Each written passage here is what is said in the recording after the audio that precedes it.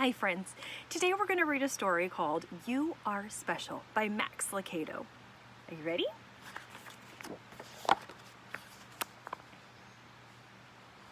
The Wimmicks were small wooden people. All the wooden people were carved by a woodworker named Eli. His workshop sat on a hill overlooking their village. Each Wimmick was different. Some had big noses, others had large eyes. Some were tall and others were short. Some wore hats, others wore coats. But all were made by the same carver, and all lived in the village.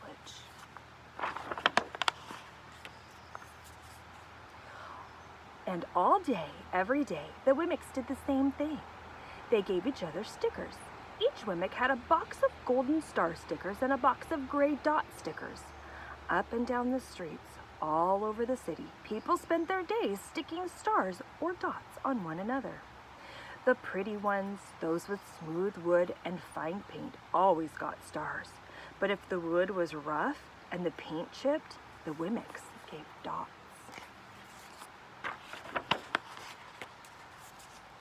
The talented ones got stars too.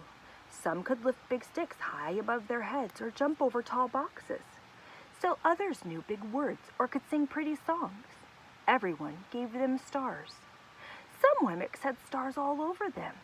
Every time they got a star, it made them feel so good.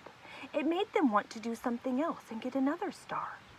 Others, though, could only do little. They got dots.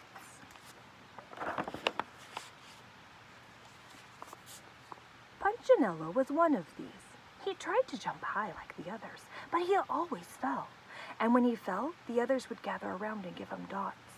Sometimes when he fell, his wood got scratched, so people would give him more dots. Then he would try to explain why he fell, and he would say something silly, and the Wimmicks would give him more dots.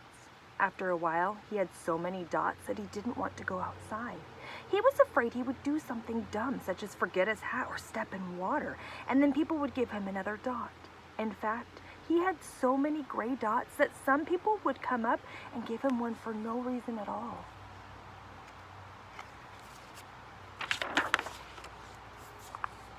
He deserves lots of dots, the wooden people would agree with one another. He's not a good wooden person. After a while, Punchinello believed them. I'm not a good Wimmick, he would say. The few times he went outside, he hung around other Wimmicks who had lots of dots. He felt better around them.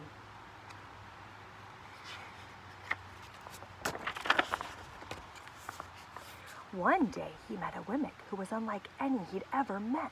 She had no dots or stars. She was just wooden. Her name was Lucia. It wasn't that people didn't try and give her stickers, it's just that the stickers didn't stick. Some of the Wimmicks admired Lucia for having no dots, so they would run up and give her a star, but it would fall off. Others would look down on her for having no stars, so they would try and give her a dot, but it wouldn't stay either. That's the way I want to be, thought Punchinello. I don't want anyone's marks. So he asked the stickerless Wimmick how she did it. It's easy, Lucia replied. Every day I go see Eli. Eli? Yes, Eli, the wood carver. I sit in the workshop with him. Why? Why don't you find out for yourself? Go up the hill. He's there. And with that, the Wimmick, who had no stickers, turned and skipped away. But will he want to see me? Punchinello cried out. Lucia didn't hear. So Punchinello went home. He sat near a window and watched the wooden people as they scurried around giving each other stars and dots. It's not right, he muttered to himself, and he decided to go see Eli.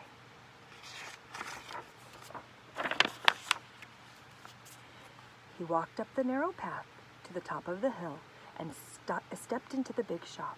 His wooden eyes widened at the size of everything. The stool was as tall as he was. He had to stretch on his tiptoes to see the top of the workbench. A hammer as long as his arm. Punchinello swallowed hard. I'm not staying here. He turned to leave. Then he heard his name. Punchinello? The voice was deep and strong. Punchinello stopped. Punchinello, how good to see you. Come and let me have a look at you." Punchinello turned and looked at the large bearded craftsman. "You know my name," the little Wemmick asked. "Of course I do. I made you."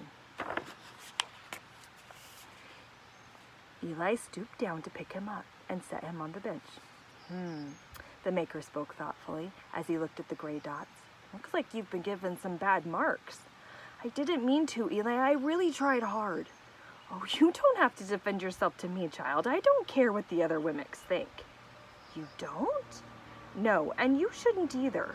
Who are they to give you stars or dots? They're Wemmicks just like you. And what they think doesn't matter, Punchinello. And all that matters is what I think. And I think you're pretty special." Punchinello laughed. "Me? Special? Why? I can't walk fast. I can't jump. My paint is peeling. Why do I matter to you?" Eli looked at Punchinello, put his hands on those small wooden shoulders, and spoke very slowly. "Because you're mine. That's why you matter to me." Punchinello had never had anyone look at him like this, much less his maker. He didn't know what to say. "Every day I've been hoping you'd come," Eli explained.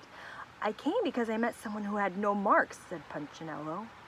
"I know. She told me about you." "Why don't the stickers stay on her?" The maker spoke softly. "Because she's decided that what I think is more important than what they think. The stickers only stick if you let them." "What?" "The stickers only stick if they matter to you. The more you trust my love, the less you care about their stickers." "I'm not sure I understand." Eli smiled. "You will, but it will take time. You've got lots of marks. For now, just come see me every day and let me remind you how much I care."